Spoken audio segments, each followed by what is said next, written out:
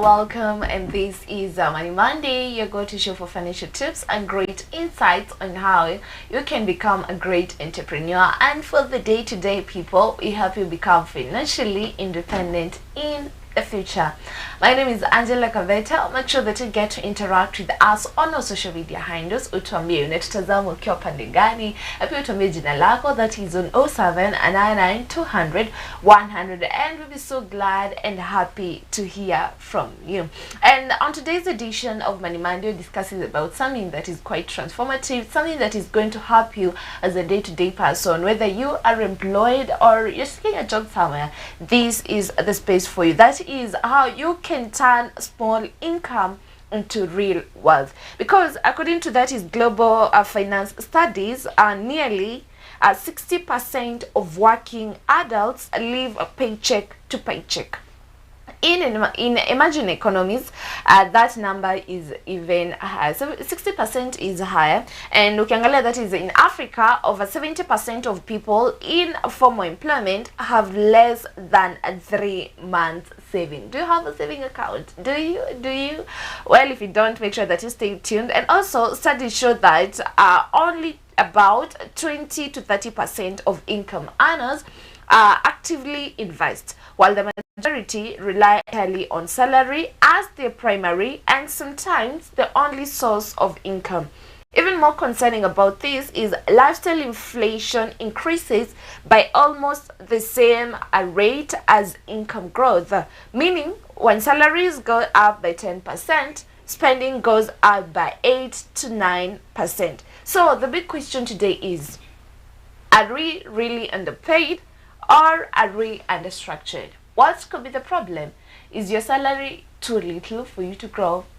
The problem is you don't have a structure. And that's why today we are discussing that is how to turn a small income into real wealth. And wealth is about how much is not our, and whether we're going to understand whether wealth it's about how much you earn, or it's about how well you manage it. And that's why today in studio I'm joined with a well-experienced guest when it comes to matters to do with finance. She goes by the name that is Nyangi Elizabeth. She is a financial consultant working with Sanlam Alliance, and also she is a graduate in that is actuary science. A very good morning to you. How are you doing? Good morning. You well? Yes, I am well. I'm so glad that you availed yourself for today's shows. Thank you. Though it's a little bit cold. It's a bit chilly. Yeah. And today we're discussing something that is really interesting. That is how you can turn small income into real wealth. Okay, angalia statistics that tumesoma, many people they are living that is from paycheck to paycheck, but they're still struggling. Before you dive deep into the topic, what could be the problem according to you? Well, I'd say when it comes to living from paycheck to paycheck, it is mostly a culture that we have, I would like to say, as an African culture, because that is the biggest habit, financial habit that we tend to inherit from most of the people that go ahead of us.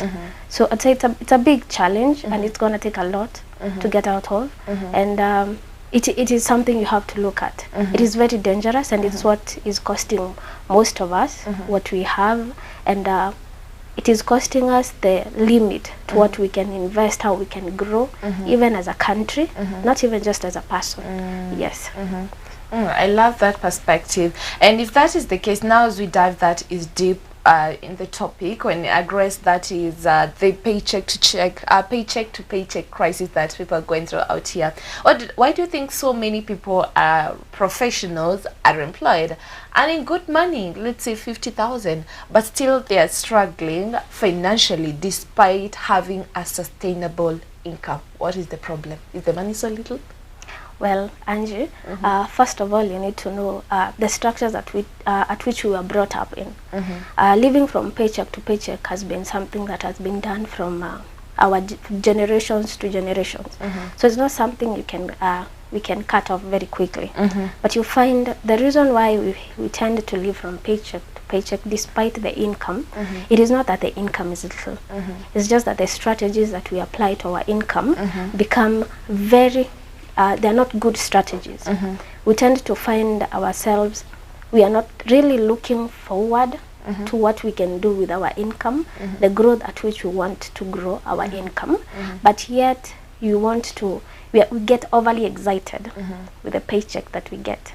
As a household, as a person who's earning, you get your paycheck every single month or weekly, depending what kind of job you're doing, and you get overly excited about it.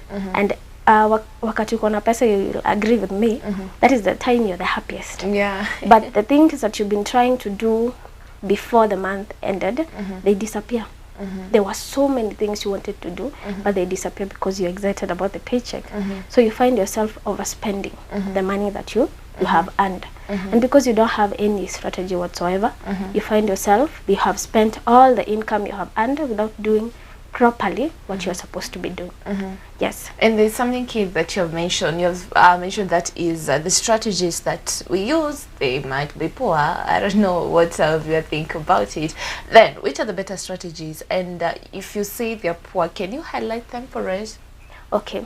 I think I can highlight a few.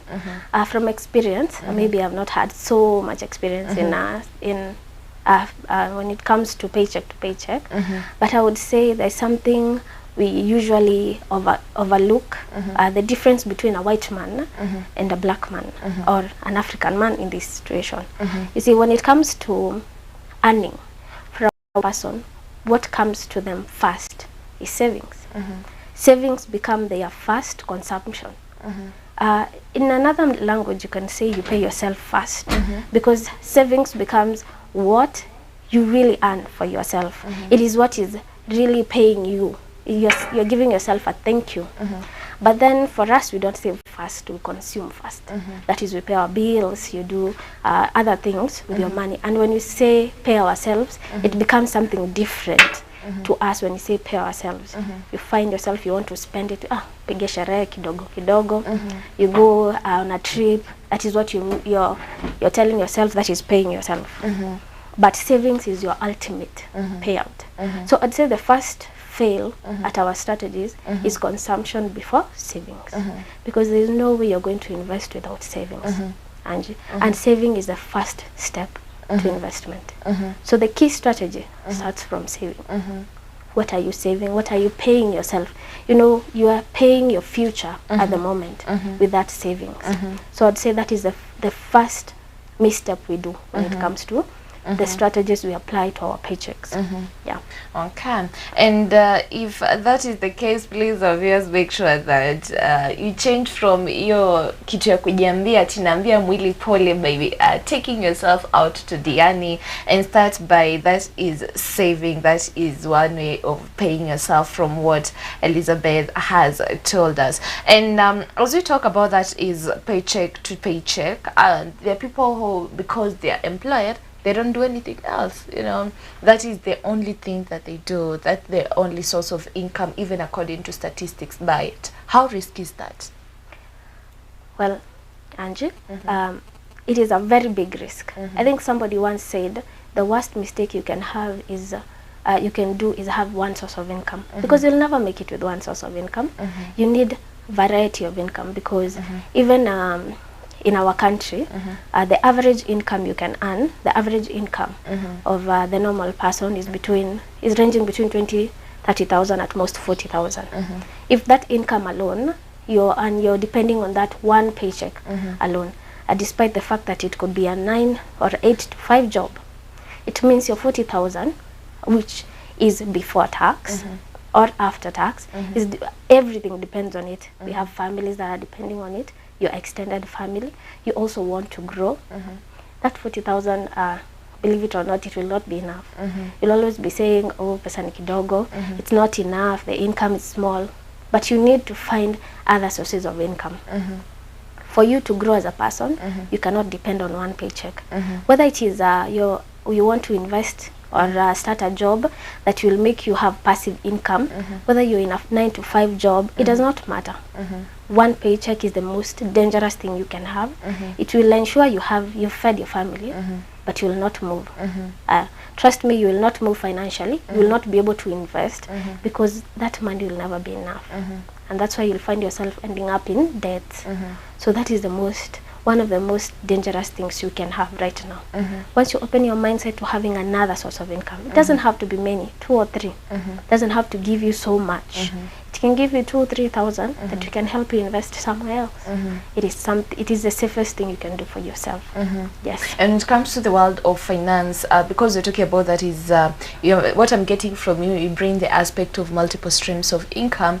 What are the things that people can engage themselves in to earn that is financially in the world of finance? Okay.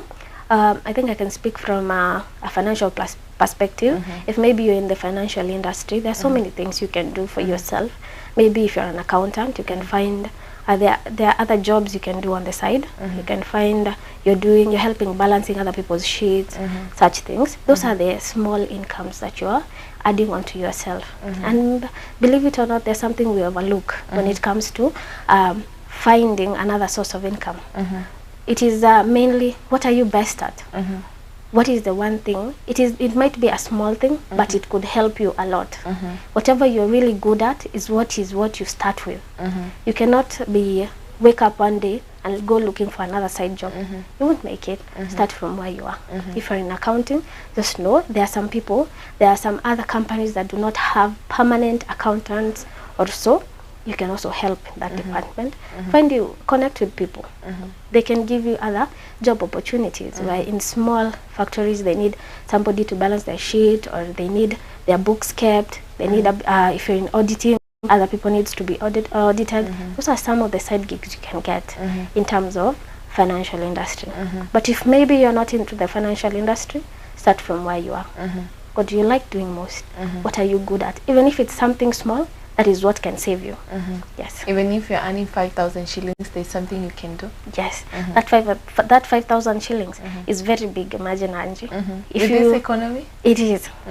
In this economy, 5,000 shillings is a lot. Oh. You can even, when it comes to having multiple sources of income, you need to know this one stream of income is helping me manage my bills and everything. This other one is going to my investments. This other one is going to pay for my health bills. You need to know, if you're having that stream of income, the amount of income it is bringing you back, what can it do for you? If it is bringing enough for savings, go that way. If it is bringing enough for paying your bills, well and good. Maybe you have another stream of income and you have been dealing with a lot of debt. That is an income that could help you settle your debt. And that is how you obtain financial freedom.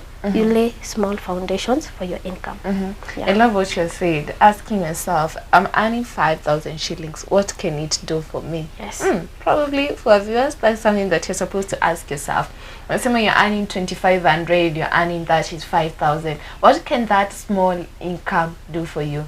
Can it help you save? Can you help you dive into the world of investment? So please make sure that you get to think about that. And that's something that is really wise. And now let's talk about that is in relation to that is turning small income into real wealth. Let's add that is the psychology of money, because ukiangalia statistics tumesema that kuna lifestyle inflation. Salary yako inakuwa, let's say the salary increase, it's 10%, lifestyle inflation is 8 to 9. Why do people increase their lifestyle immediately after salary increase? Why? Well, it's very simple. Well, you get excited and more money means a better lifestyle. And in real sense, most of us are earning. You're working so that you can have a better life. You can move from the life that you're living to a better lifestyle. That is the key factor. And you find that most of us are influenced by that. You find if you're given a promotion or you get another source of income and you forget you are supposed to ask yourself, what can this really do for me in the future? And you want to improve. You want to go to a better house. You move from your bedsitter to a 2-bedroom. You move from living outside the town to near the town. It works with how people we see ourselves in terms of lifestyle. It's how you want to grow. Most of us just want to move from the average person to a middle class person. You want to move to the next level. And that becomes a challenge because maybe your increment isn't so much. But you want to, whatever lifestyle you have upgraded to, it makes sure your increment is a minus to you. Instead, you find that as you are promoted, or maybe you have received an increment and you've changed your lifestyle, it becomes even a bigger minus to you because you've given yourself bigger bills. Remember, the upper you go, the more expensive the lifestyle becomes. So even if you're saying like you're moving from a house of 3,000 to 4,000, over time that 4,000 will become more expensive for you, Angie, because maybe your increment was 500 shillings.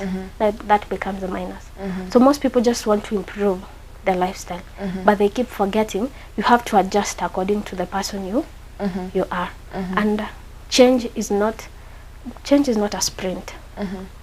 Change is a marathon. It's something you do very slowly. You don't have to change everything over time.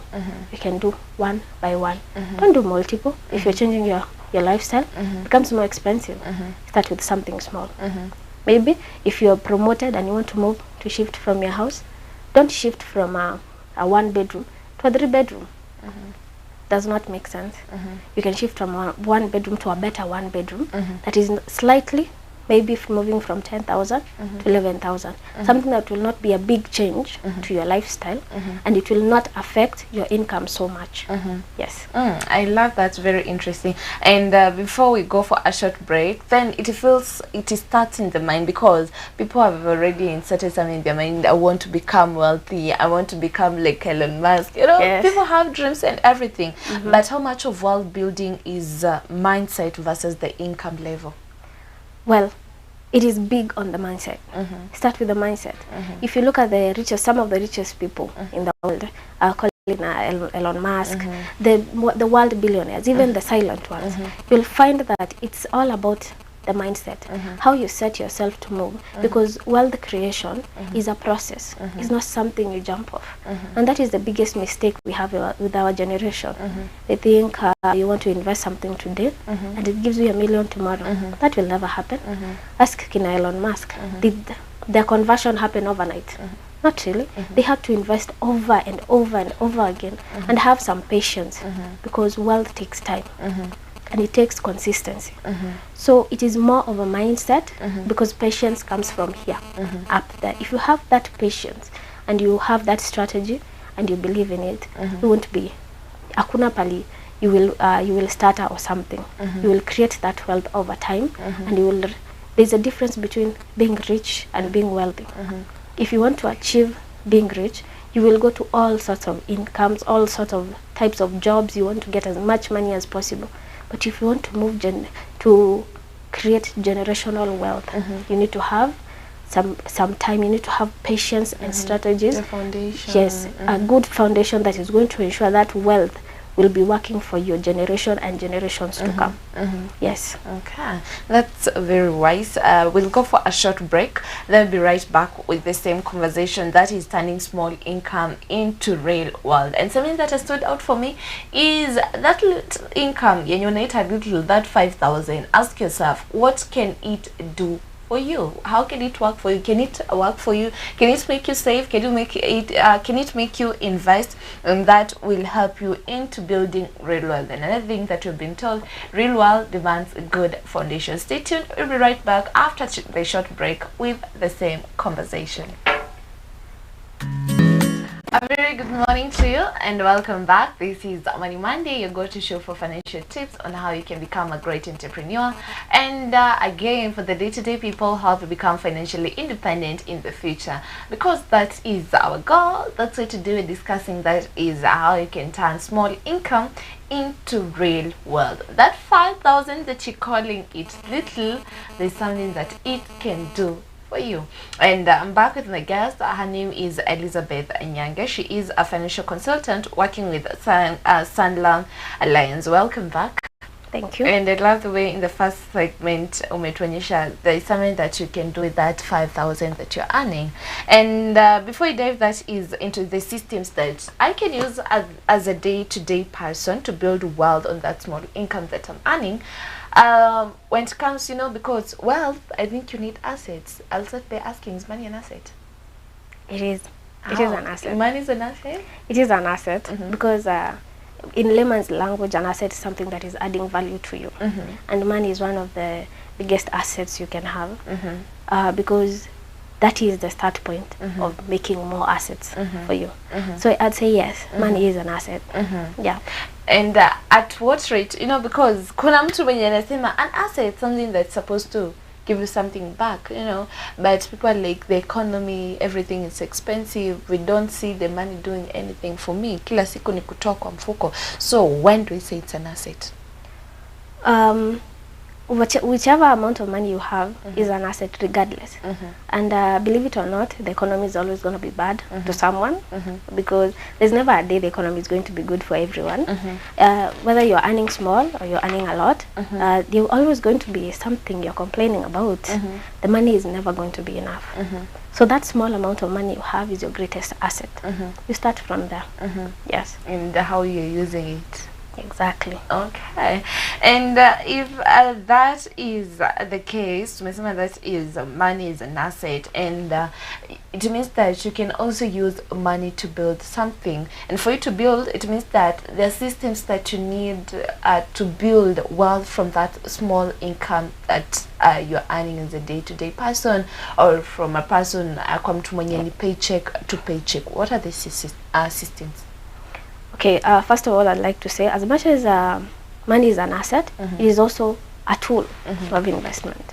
It is the biggest tool you can use to do your investments and savings and whatnot to grow. Yes.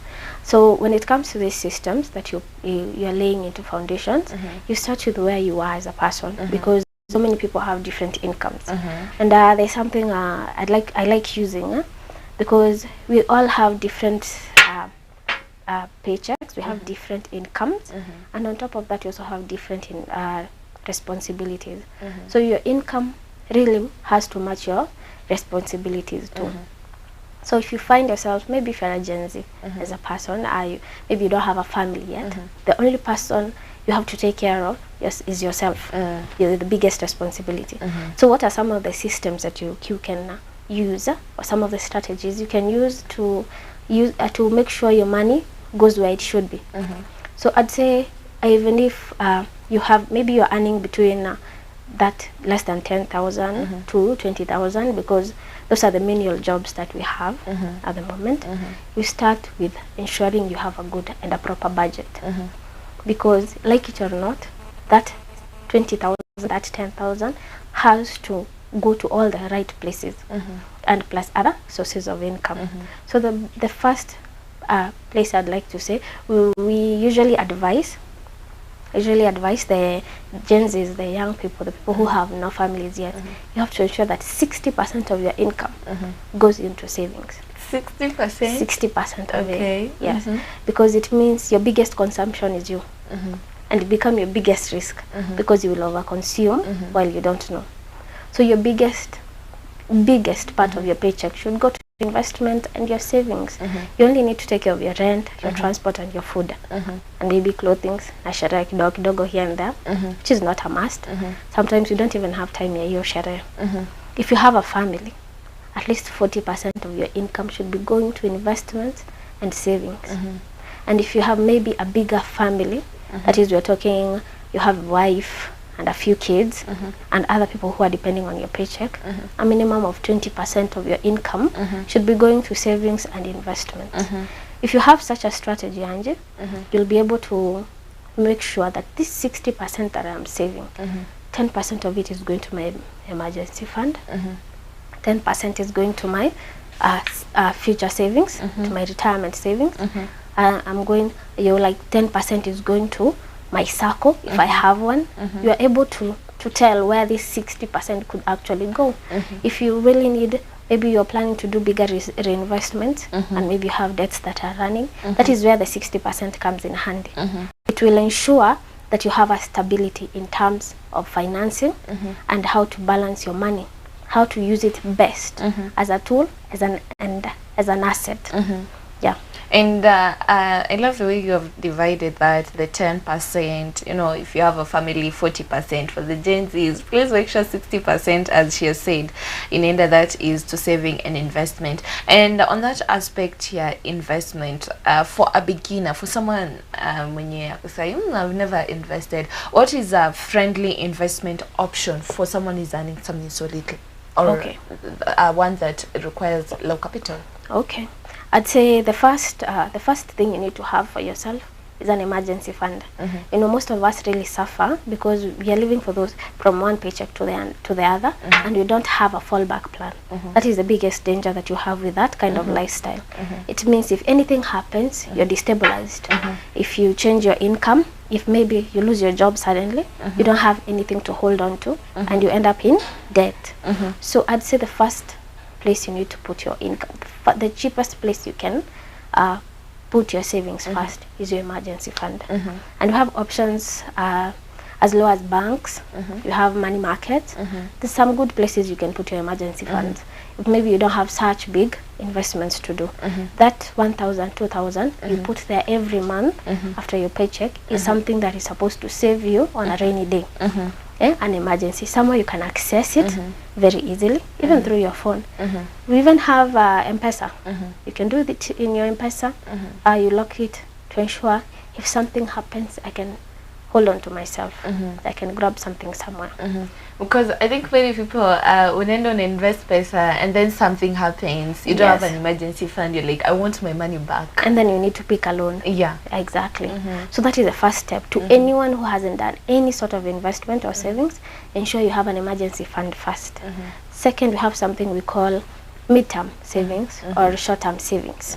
For short-term savings, you need something that is like a SACCO. You want to invest in a SACCO where you can get dividends at the end of the year. They're giving dividends on an annual basis.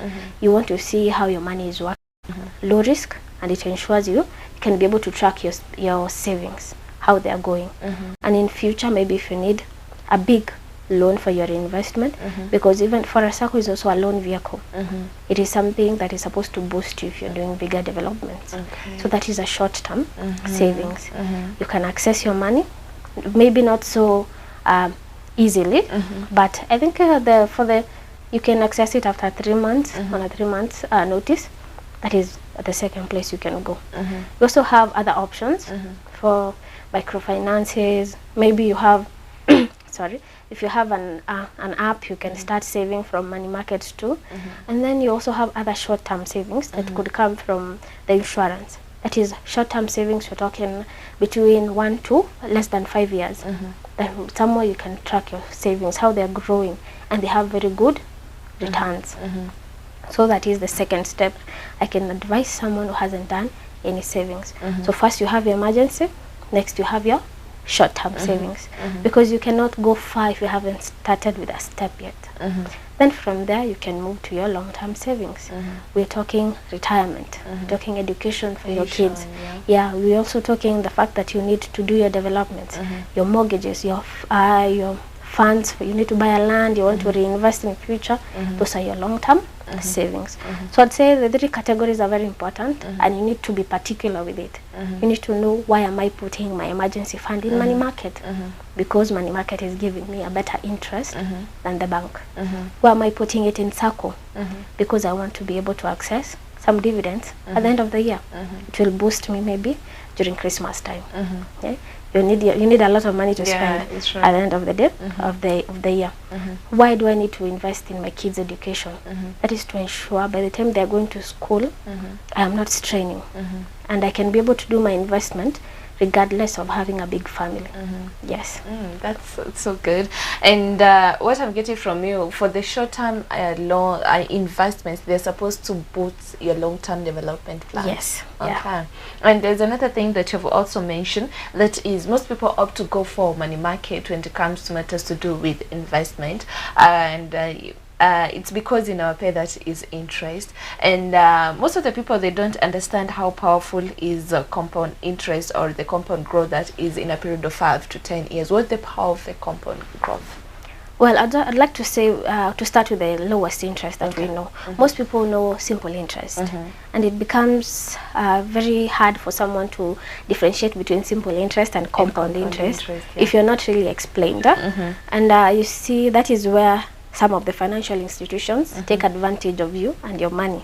Like the banks, they will offer you simple interest, and you do not know the difference between a compound and a simple interest.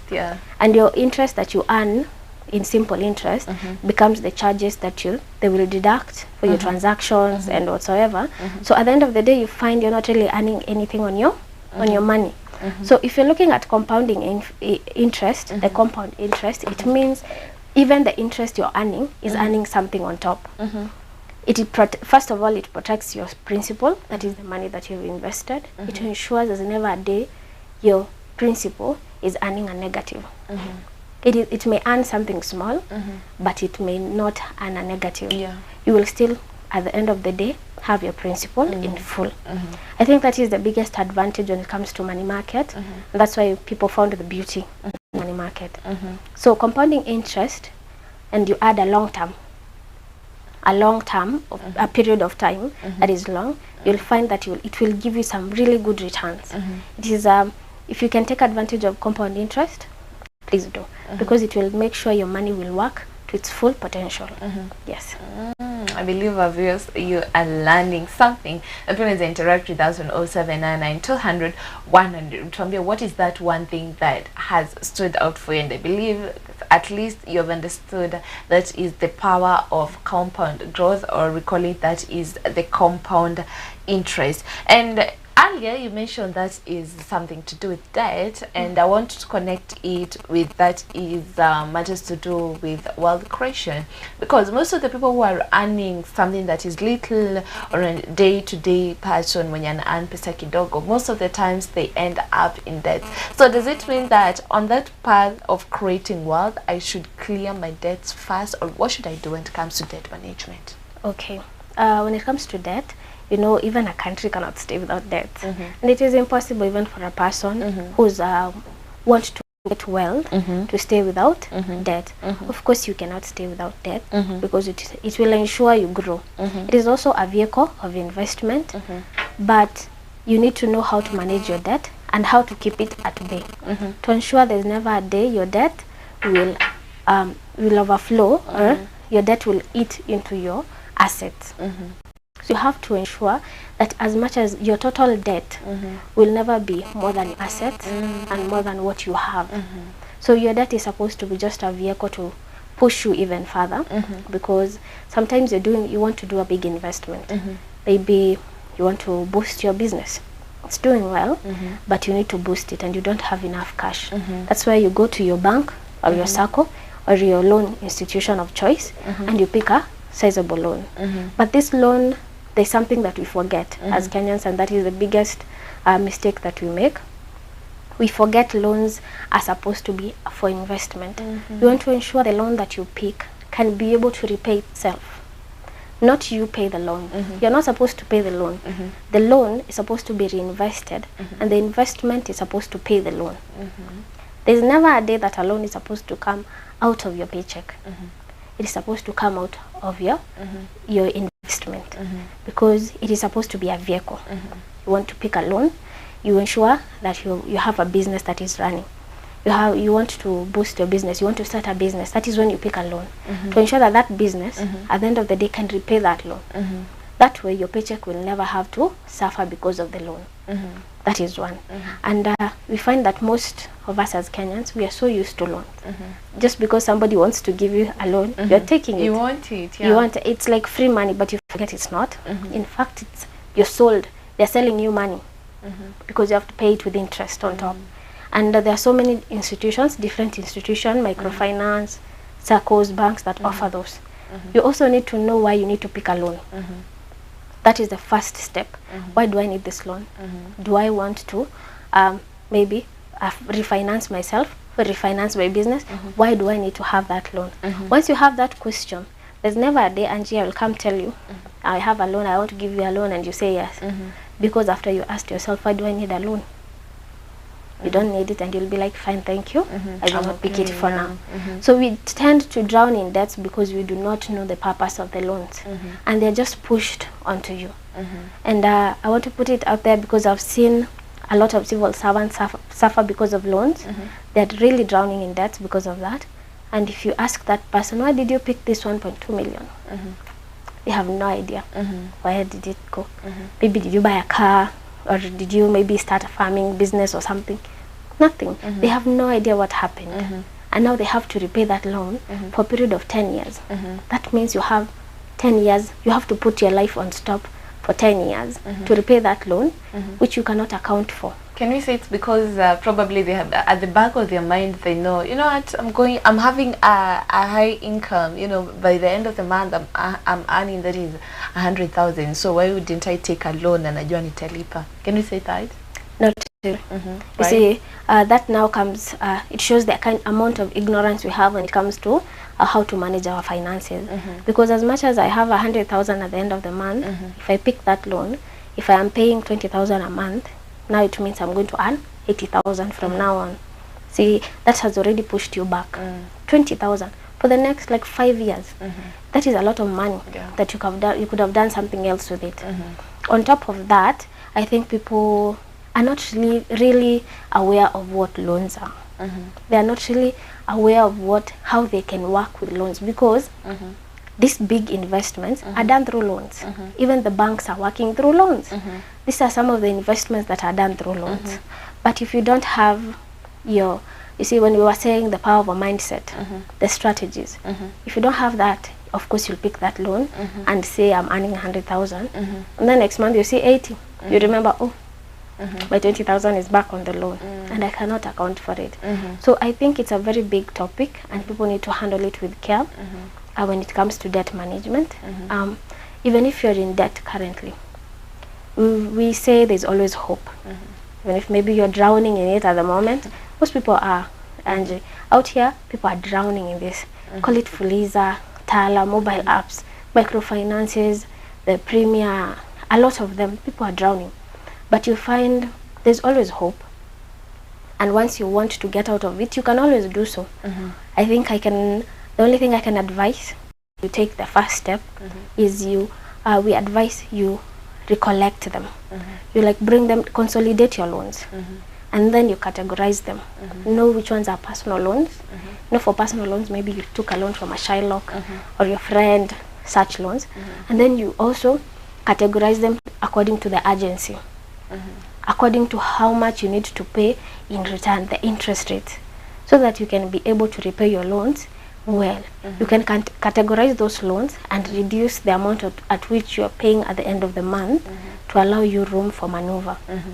So there's always hope. I'd say it's not death for anyone. You can always recollect yourself. Just know how much debt you owe.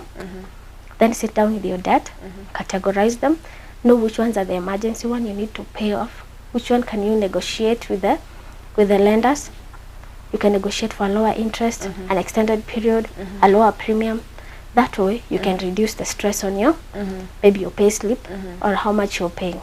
Yes. Since that is a journey of building wealth, it feels like someone needs to be financially disciplined. And now as we wind up, what are the habits or the good habits that you as a financial consultant you have noticed in one of your clients or the people that you interact there with out there, and you feel you can share with our viewers? Well, I'd say the biggest, I have a client that usually reminds me, and he's a very big inspiration to me. He usually tells me that when it comes to his savings and his investment, when he was first, he got into employment, somebody picked him and he told him, you do not need to learn from the experience yourself. You can always learn from somebody else's experience when it comes to finance. Don't do something unnecessary, because at the end of the day, that money is personal, and your life is personal. The way you choose to live it with your finances is completely up to you, and we are going to judge you as people with how you live it. So I'd say the best habit he has, he told me he does his savings first. The rest will come later. If I have I have my money market running, if I have 2 policies for my kids, if I have my retirement benefits coming up, everything goes fast. My savings goes fast. Then after that, I start with my budgeting. I can do the rest with the money that I have. Itatosha. He used to tell me, regardless of how much money you're earning, whether you're earning 100,000, you're earning 600,000, a million, or you're earning 20,000, you'll find somebody who's earning 20,000 living better than somebody who's earning 100. What's the difference? They have been able to understand their money. They can be able to account for whatever they're doing with their money. They save fast. Whatever is left is what you consume. And believe it or not, it will be enough. You will fit there. Once you have understood the concept of you save money today and it saves you in future, you will never go wrong. And you have to ensure you have some wise investment. Know why you're investing in a soko. You have to know why you're investing in a money market. You also need to know, why do I need a pension plan? You have to ensure you know where your investments lie. Because wise investment is also a very key factor. You can be saving, just saving, and you're not investing. You will not build that generational wealth.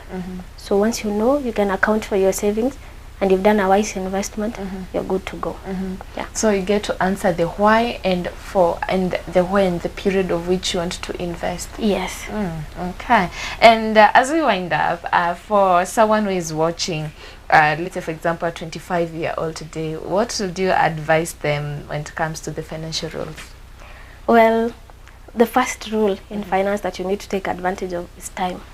Time is your best friend at the moment. And if you're 25, it means you have a long life ahead.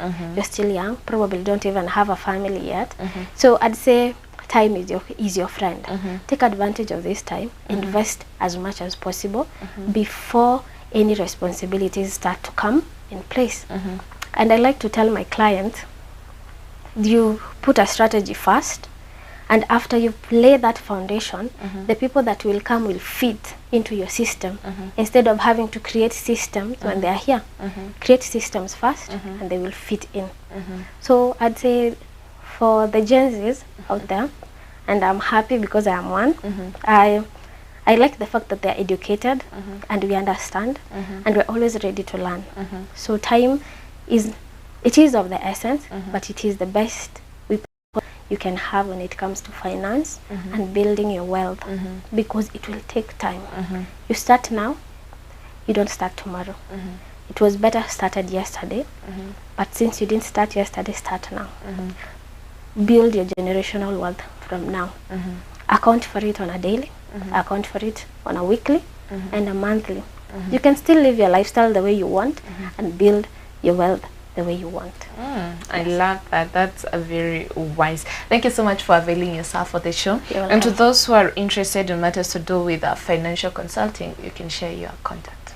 Well, you can always find us at, I work with Sanlam Alliance Life Insurance, and you can find me on Instagram. You can find me on Facebook and still find me on WhatsApp. My WhatsApp number is at 0759 65 87 44.